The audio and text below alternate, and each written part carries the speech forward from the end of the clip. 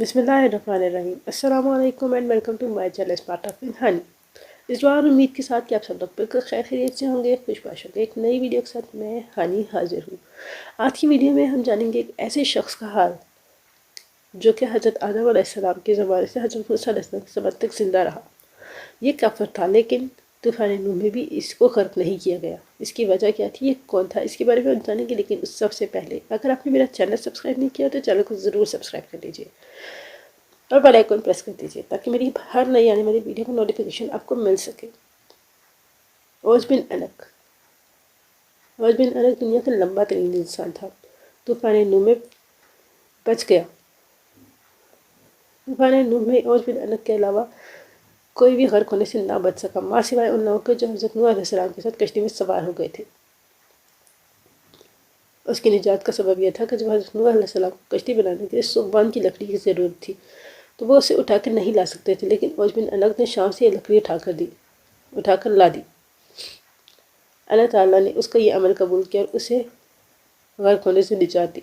इसके बाद जब दरिया नील में फ़िरौन के गर्क हो जाने के बाद जब बनी इसराइल की कौम को उसके मज़ालिम में जबर से निजात मिली, उसके कुछ अर्से बाद अल्लाह ताला ने हज़रत मूसा अलैहिस्सलाम को हुक्म दिया कि मुल्क शाम की सरजमीन से ज़ालिमों को निकाल दो और खुदा की राह में दुश्मनों से जहाद करो।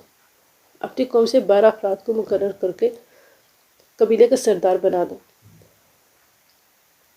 सब अपनी कौम के ताबे रहेंगे, सब अपने सरदारों के ताबे रहेंगे और अल्लाह ताला के अहकाम की पाबंदी करते रहें।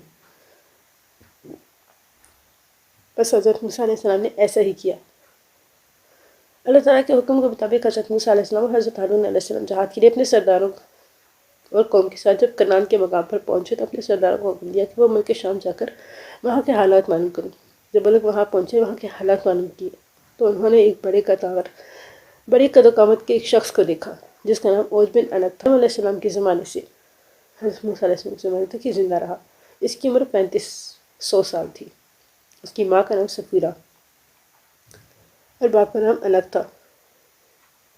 तूफ़ान नूह में ये शख्स मर ना सका, गर्क ना हो सका। इसकी तवील कदकामत की वजह से ये शख्स समंदर की गहराई में भी खड़ा होता तो इसका पानी इसके टखनों तक होता। ये समंदर से मछली को पकड़ता और सूरज की तपिश पर उसको पकाकर खाता।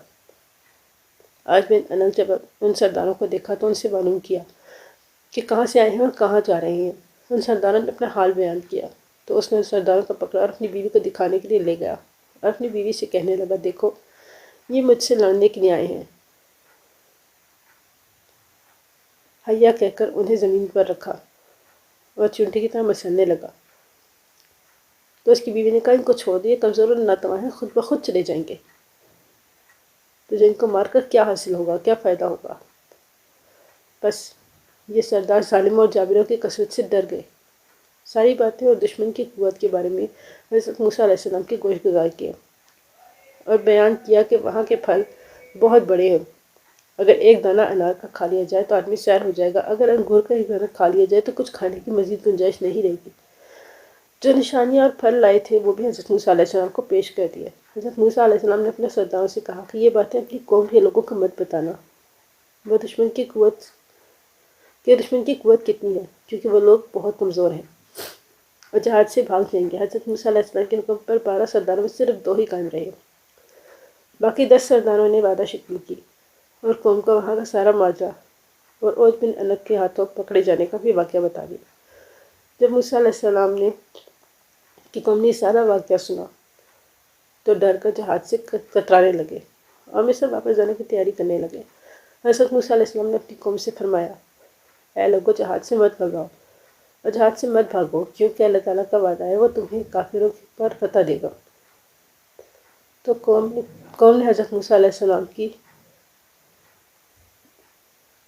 कौम के 2 सरदार जो यूशा बिन नून और कलाद बिन कतावा अपने इस वादे पर कायम रहे थे और अपनी कौम से कहने लगे कि ए कौम, ठहर जाओ और जहाद करो, अल्लाह ताला ने वादा किया है वो तुम्हें पता देगा। हज़रत मूसा अलैहिस्सलाम ने वादा किया कि अल्लाह ताला ज़रूर पता देगा और उनको हलाक कर देगा, जिस तरह फ़िरौन को हलाक कर दिया था। जब तुम लोग अल्लाह ताला पर यकीन रखते हो तो उस पर भरोसा क्यों नहीं करते? कौम ने कहा, کہ ہم ساری عمر وہاں نہیں جائیں گے، اے موسیٰ تو جانے اور تیرا اللہ، تم دونوں جا کر ان سے لڑو، ہم تو یہیں بیٹھے رہیں گے۔ حضرت موسیٰ علیہ السلام نے غصے میں ان کو بد دعا دی، جس کی وجہ سے شام کی فتح 40 سال تک تاخیر ہوئی۔ اس مدت میں بنی اسرائیل کی قوم جنگلوں میں بھٹکتے رہے۔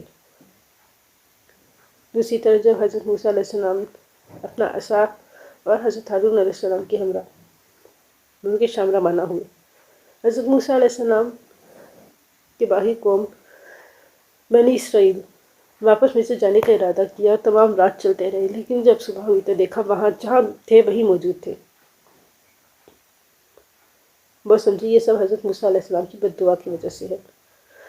حضرت یوشع بن نون نے ان سے کہا کہ اس میدان میں ٹھہر جاؤ اور صبر کرو اور استغفار کرو جب تک حضرت موسیٰ علیہ السلام شام فتح کر کے واپس نہ آ جائے۔ بنی اسرائیل کی قوم 6 لاکھ افراد حضرت موسیٰ علیہ السلام کی بد دعا سے 40 سال تک اسی جگہ سے نہ نکل سکے۔